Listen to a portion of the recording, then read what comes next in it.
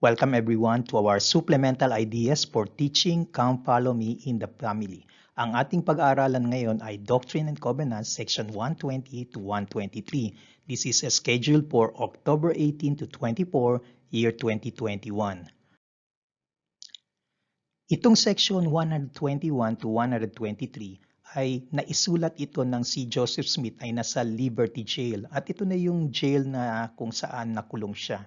And for your information, ang totoong pangalan nitong jail ay actually Clay County Jail na kung saan nakikita siya doon sa Liberty, Clay County, Missouri. Kaya parang na shortcut, Liberty Jail. And these two words are parang magkakontra ito kasi pag may liberty ka, dapat hindi ka nakakulong. At kung nakakulong ka, wala kang liberty. So parang nagka-kontra ang dalawang words na ito. So today we're going to study itong section 121 to 123 na tatanggap ni Joseph Smith habang siya ay nakakulong. And sa loob ng kulungan na ito, ang kulungan na ito, kung hatiin mo, kung merong cross-section, makikita niya ay ganito ang itsura niya. So, bali, pagpasok mo, ito yung floor, at kung saan nakakulong sina Joseph Smith ay sa baba. So, parang dungeon ang kalagayan. So, it is here that Joseph wrote an epistle noong March 20, 1839. And in that letter, inumpisa niya ito ng tanong, O God, where art thou? So, parang naiintindihan natin na siguro ang feeling ni Joseph Smith after being faithful, serving the Lord, pero nga, sa lahat ng ginawa niya, ito pa yung nangyari, nakakulong. So parang hindi man niya siguro na feel na parang naprotektahan siya ng Diyos, kaya sabi niya, Lord, where art thou? Now let's take a look. So in this section 121, Joseph expressed his feelings to God. Kaya nga, nagtanong na siya sa Diyos, siguro sa sobrang hirap na niya, parang hindi niya makayanan, tinanong niya talaga, Lord, nasaan ka na? How long shall thy hand be stayed and thine eye, thy pure eye, na nakatingin lang dyan, na kami ay inaapi-api. Hanggang kailan ka nakatingin lang? Parang marami na siyang question. How long shall they suffer these wrongs? Itong mga members, hanggang kailan nila na madarama itong pang-aapi? At yung unlawful oppressions, na bago mo, na yung puso mo ay malambot. So gaano pa ba kami na magdusa bago lumambot yung puso niyo po sa amin? Kaya sabi niya, stretch forth thine hands. So nagre-request na talaga si Joseph Smith, kung pwede lang talaga, let thine anger be kindled against our enemies. Para bang gamitin niyo na po yung power niyo para sa i-revenge mo naman kami yung sa mga ginawang kalokohan or pang-aapi sa amin.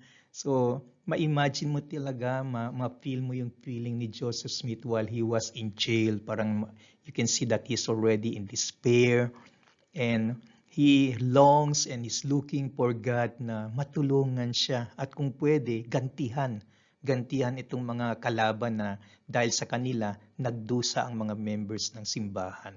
So ngayon, ito yung reply ng Diyos. Marami ito, but I just want to emphasize two, I guess. Kasi sabi sa kanya, my son, peace be unto thy soul. Thine adversity and thine affliction shall be but a small moment. Maliit lang yan na panahon. And yang maliit na panahon na yan, if thou endure it well, God shall exalt thee on high. Thou shalt triumph over all thy foes. So, yan yung sinabi ng Diyos sa kanya, Sabi pa nga sa kanya, alam mo, Joseph Smith, yung mga friends mo, nandyan pa, kasama mo pa. Nasa kulungan nga din sila yung iba, kasama mo. Tapos, yung pinagdaanan mo, ay naku, malayo pa yan kay Job. So, hindi pa yan katulad kay Job. Tapos ngayon, parang nagre-reklamo ka na. So, we can imagine parang ganito yung sinasabi ng Diyos. And then the Lord also taught Joseph Smith two things. One of that is, why only few are chosen? So, parang sinasabi niya, swerte ka siguro kasi isa ka sa mapipiliin ko. And he explained, many are called but few are chosen. And why are they not chosen? Bakit di sila napili kahit na tinawag? Because of these two things. Yung isa, ang mga puso kanila ay set much upon the things of this world. And also, they aspire to the honors of men. So, yan yung dahilan bakit tinawag sila pero sa huli, hindi naman sila napili. Kasi meron daw silang hindi natutunan. Ito yung hindi nila natutunan. That the rights of the priesthood are inseparably connected with the powers of heaven, and that the powers of heaven cannot be controlled nor handled only upon the principle of righteousness. So yung priesthood at saka yung powers of heaven, may connection yan. Ang magko-connect niyan at how do you handle that at saka yung connection is by the principle of righteousness. Ngayon, kung ito yung mga gagawin mo, natanggap mo na yung priesthood, tapos ito yung gagawin mo, ito yung magpapawala sa priesthood. Halimbawa, gumawa ka ng kasalanan, you cover it. Ginagamit mo siya to gratify your pride or vain ambition. Or minsan ginagamit mo na rin yung priesthood to exercise control or dominion of or compulsion. Kung sa leadership ba yan o sa group, sasabihin mo, ako yung leader, dapat ako yung masunod. Or kung sa family, ako yung may priesthood, dapat ako yung may sunod. So, parang tawag nun, exercise control or dominion. So, pag ito yung bagay na gagawin mo, ang mangyayari dyan, the heavens withdraw. The Spirit of the Lord is grieved. And when it is withdrawn, amen to the priesthood or the authority of men. So, in short, kung hindi ka pa magre-repent nito, mawawala lang yung priesthood sa iyo. Kaya, to prevent that, the Lord also taught Joseph Smith how to maintain priesthood power or influence. Kasi ang priesthood, meron naman talaga yung power at may influence niyan. Pero paano mo magawa yun? Ito yung mga principles. Virtue of the priesthood only by persuasion, long-suffering, gentleness, meekness, and love and pain, kindness, pure knowledge. So ito yung mga gagawin mo to use your priesthood power. Hindi ito to gratify pride or vain ambition or exercise control dominion. So this is how you maintain. Ito yung magpapawala sa priesthood, and this is how to maintain, not just maintain the priesthood, but to maintain its power and influence. So that's section 121. So dito naman sa section 122, continuation pa rin ito sa experience ni Joseph Smith habang nakakulong. The Lord explained to Joseph Smith na bakit ba hinayaan siya. Instead of protecting him, bakit hinayaan ng Diyos na makulong siya and suffer? Because of this, verse 5, if thou art called to pass through tribulation. So sabi niya kung eto naging buhay mo, tribulation means yung suffering, great cause of suffering.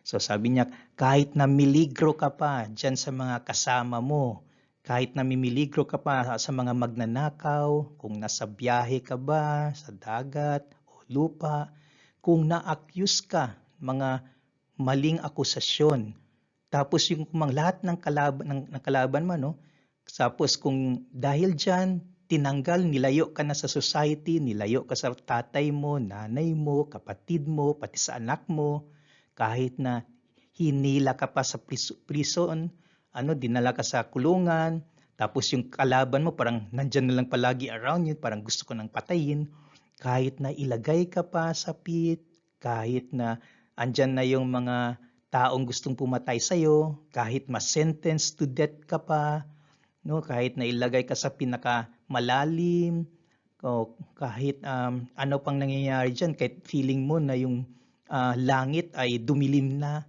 at saka parang lahat na yata nag-combine para harangan ka.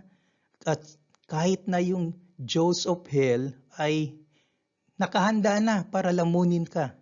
Sabi niya, all these things na napakapangit na ayaw nating mangyari, sabi niya, all these things shall give thee experience and shall be for thy good. So, yun ang dahilan bakit na hinayaan si Joseph Smith ng Diyos na maka-experience ng ganito. Kasi, shall be for thy good. Now ngayon, ito ang sabi nga ng Diyos, sabi niya, the Son of Man hath descended them all. Art thou greater than He? Ibig sabihin, alam mo lahat ng itong na-experience mo ngayon at ito, kahit na mangyari ito, lahat ito nadaanan ng Savior. So kaya, parang ibig sabihin nito, wala tayong hindi natin masabi na magrereklamo ng may reklamo tayo na sasabihin natin, Lord, ako lang talaga na-experience nito at bakit ba nangyari to sa akin? Kasi si Jesus Christ mismo na-experience lahat ito during sa mortal life niya, but most especially during the atoning moment niya doon sa Garden of Gethsemane. Matindi pa dito yung suffering na na-experience niya. Kaya ang comfort sa kanya, hold thy way, the priesthood shall remain with thee. Huwag kang mag-alala, hindi mawawalang priesthood sa iyo. Fear not what man can do, for God shall be with you forever and ever. So that's 122. So ngayon, dito tayo sa section 123. Ang section 123 naman ay legal actions na plano na, no? So sinulat ni Joseph Smith, ano niya lang gawin na legal actions para naman madependehan yung pang-abuso na nangyari sa mga members ng church. So hindi lang kay Joseph Smith na falsely accused, nakulong na, kundi the church and the members. So sabi ni Joseph Smith, okay, nagsulat siya. O ito yung gawin natin, ano? Verse number 1, sabi niya, this is what we do. Gather up a knowledge of all the facts, sufferings, and abuses. Isulat natin yan. Sabi, no? Lahat ng ginawa ng state na ito, kung saan sila nakulong, ano? Isulat natin yan. Ilagay natin sa papel yung mga property na na-damage. Okay. At saka hindi lang yung property, ano, both character and personal injuries as well as real properties. And then isulat nyo rin yung mga pangalan ng tao na involved dyan. Sulat natin ang mga pangalan nila. And then he also said,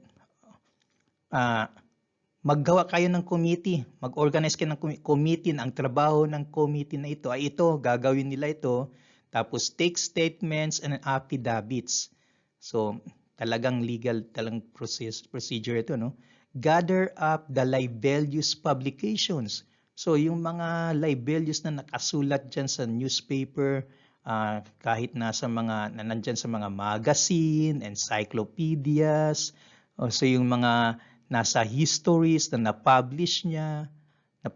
So isulat nyo yan, ilista nyo, para that we may not only publish to all the world, but present them to the heads of government.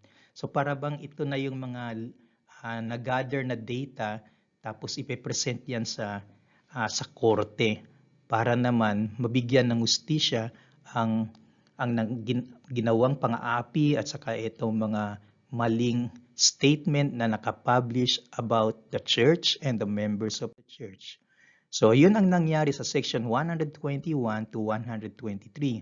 So, as a summary for section 121, si Joseph Smith poured out his feelings, and the Lord replied to Joseph Smith, comforted him, and God taught him about why many are called but only few are chosen, and how to maintain priesthood power or influence. Sa section 122, and explain ng Diyos bakit ba nagkaroon siya ng affliction or tribulation sa buhay. Bakit hinayaan ng Diyos na maka-experience siya niyan. At sa section 123 ay yung legal actions to take. So yun ang summary ng section 121 to 123. At ngayon magkaroon kayo ng family discussion and conclusion in some of the things na feel mo na yun ang magandang malaman ng members of the family mo within that 121 to 123. So example, pwedeng ang letter A na nandito, ano, thine adversity and thine affliction shall be but a small moment. Ano kayang ibig sabihin nun na madali lang yan na panahon, kaya tiisin mo na lang muna. So, why? Ano kayang ibig sabihin dito, ano? Pwede ring ito, ano? Pipiliin niyo about tribulation na sa situation ni Joseph Smith, all those sufferings, ang sabi sa kanya, all these things shall give thee experience. Pwedeng maging discussion, no? Kailangan ba talagang ma-experience yan? Ang gusto nga sana natin, i-avoid yan, ano? So, bakit kailangan ma-experience yan? And shall be for thy good. So, i-discuss nyo, paano itong mga suffering, itong affliction, yung mga hindi gandang nangyayari sa buhay natin, paano yan magiging good para sa atin?